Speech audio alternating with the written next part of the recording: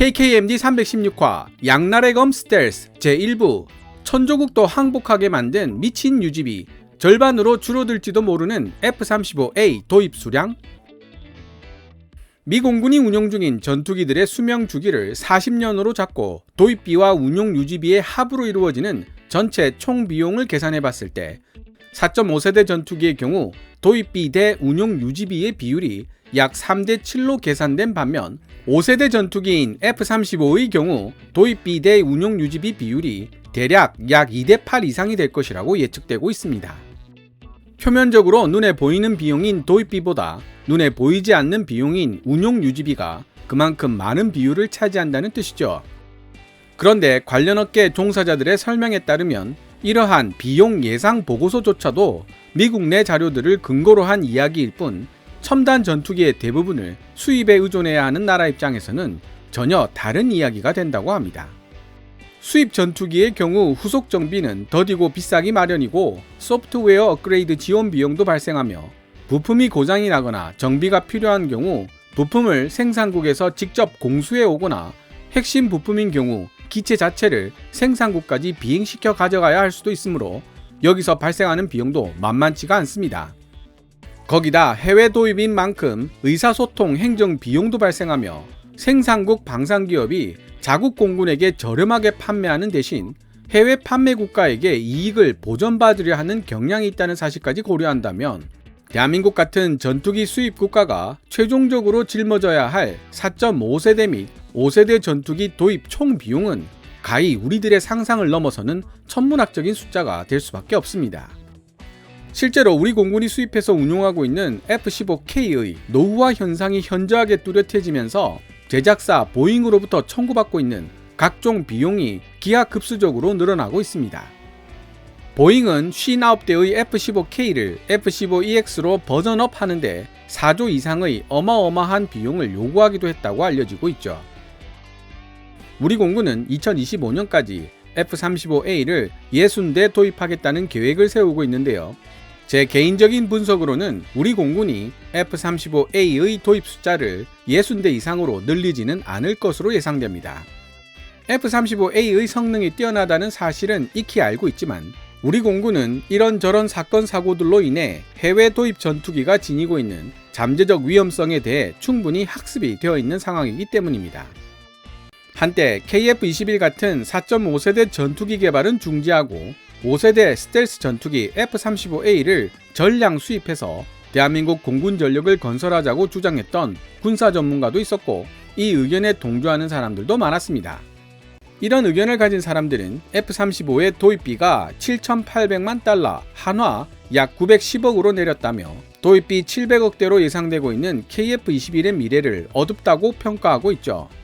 하지만 이번 시리즈를 통해 천조국 미국이 F-35에 대해 걱정하고 있는 부분이 도입비가 아닌 운영 유지비라는 사실을 알게 되면 어떤 반응을 내놓을지 궁금합니다. 대한민국이 보유하게 될 5세대 스텔스 전투기 F-35A 60대와 F-35B 20대에 들어갈 비용 문제를 살펴보기에 앞서 2021년 9월 7일 미국의 군사 전문지 디펜스 뉴스가 게재한 기사 How many F-35s does the Air Force need? 미 공군은 얼마나 많은 F-35가 필요한가를 통해 F-35A의 천문학적 운용 유지비 때문에 몸살을 앓고 있는 천조국 미국의 속사정을 알아보도록 하겠습니다. 내용이 워낙 긴 관계로 오늘은 기사 중반부까지 소개해드리도록 하겠습니다. 기사 후반부 내용은 317화로 만나볼 예정입니다. 기사 원문은 노란색 글자로 표시됩니다. 현재 진행 중인 전술항공기에 대한 새로운 연구는 지금까지 제기되어 왔던 의혹을 정리해 줄 수 있을 것 같다.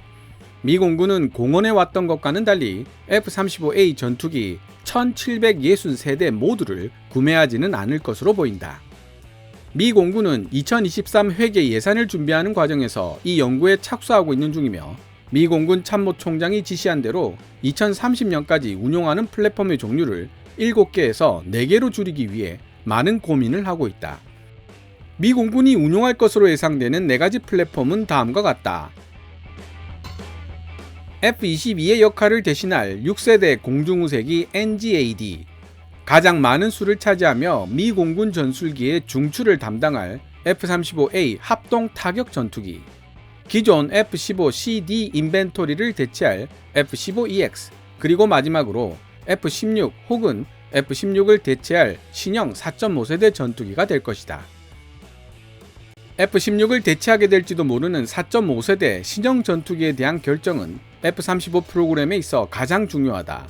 미 공군의 원래 계획은 모든 F-16을 대체하기에 충분한 숫자의 F-35A를 구매하는 것이었다. 그렇다면 미 공군이 계속 F-16을 보유하기로 결정하거나 F-16의 일부를 대체할 수 있는 별도의 저렴한 4.5세대 전투기를 개발한다면 과연 미 공군이 F-35A를 그렇게 많이 구입할 필요가 있을까? 이는 결코 무시할 수 없는 심각한 문제라고 전략국제문제연구소 항공우주 및 국방예산 전문가인 토드 해리스는 말했다. 깨놓고 말해보자면 이 문제에 있어 F-35에게 좋은 소식은 하나도 없는 것 같습니다.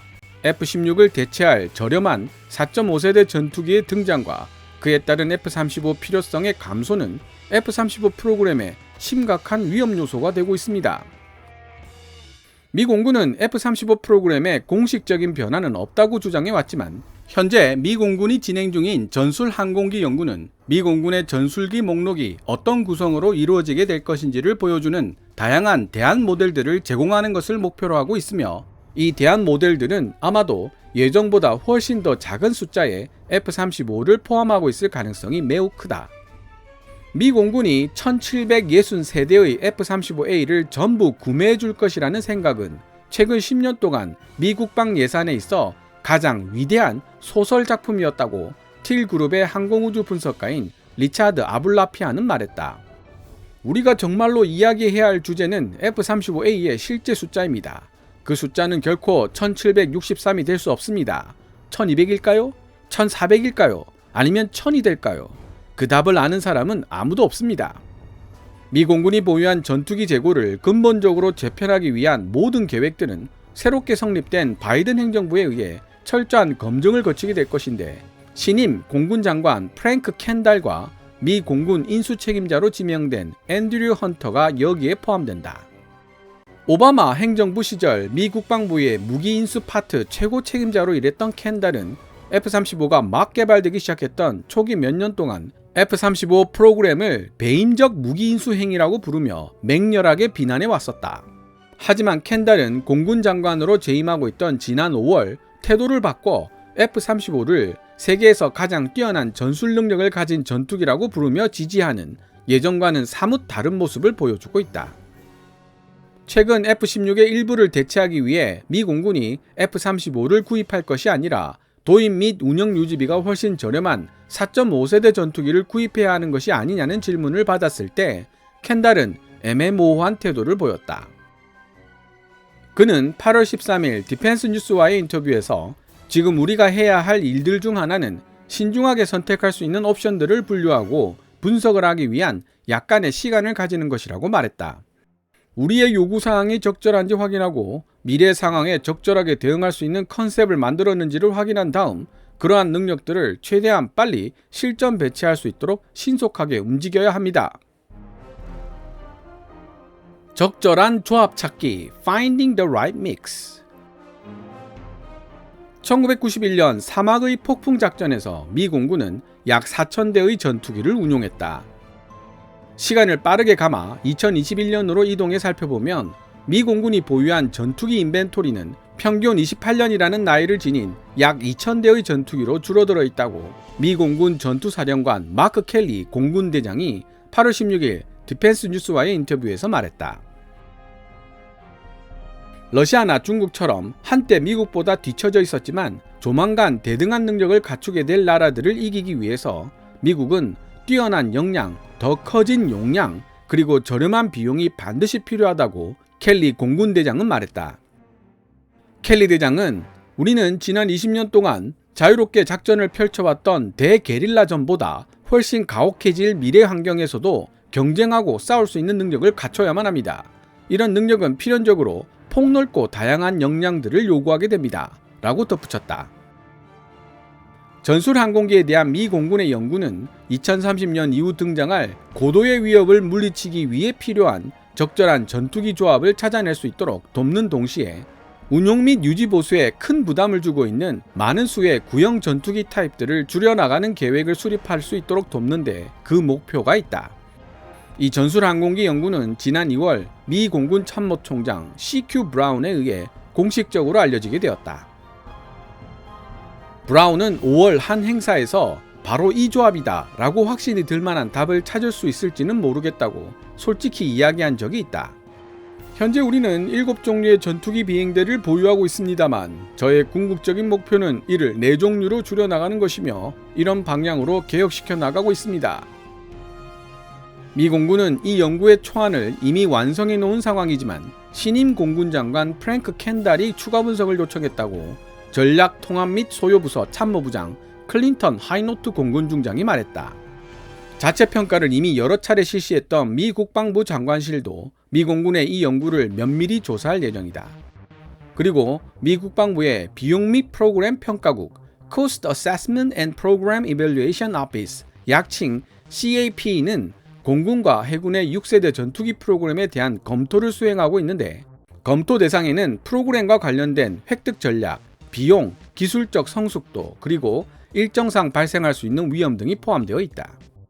비용 및 프로그램 평가국 CAP는 또한 미 공군의 차세대 공중무색이 NGAD 획득 전략이 될 가능성이 높은 디지털 센츄리 시리즈 비즈니스 사례들을 역시 분석하고 있는데 항공기 제조업체들은 이를 통해 지속적으로 새로운 전투기 디자인을 개발하고 그 결과 탄생한 6세대 전투기의 소규모 생산 물량을 따내기 위해 서로 경쟁하게 될 것이다. 지난 7월 청문회에서 비용 및 프로그램 평가국 국장 대리인 조셉 노게라는 빠르면 8월에 전술 항공기 연구가 끝날 수 있다고 국회의원들에게 말했지만 실제 연구 진행 상황에 대해 언론에 공개적으로 보도된 내용은 없었다. 지금까지 2021년 9월 7일 미국의 군사 전문지 디펜스 뉴스가 게재한 기사의 중반부까지 번역해 보았습니다. 현대 기술 문명의 발전과 더불어 항공 기술 또한 극적으로 발전하면서 첨단 전투기의 가격 또한 천정부지로 치솟고 있습니다. 도입 가격과 동시에 결코 간과할 수 없는 문제가 바로 40년으로 생각되는 첨단 전투기의 수명 주기 동안 들어가는 운영 유지비가 국가 재정에 큰 부담을 안겨주고 있다는 사실입니다.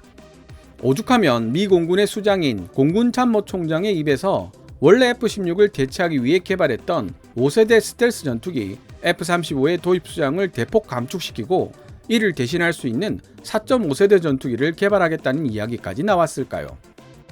하지만 나머지 남은 기사 후반부에서는 F-35 도입 수량을 축소해서는 안 된다는 주장을 가진 사람들의 논거가 나오기 시작합니다. F-35의 가치를 단순한 절대 비용의 관점에서 볼 것이 아니라 효과당 비용, cost per effect로 봐야 한다는 주장이죠.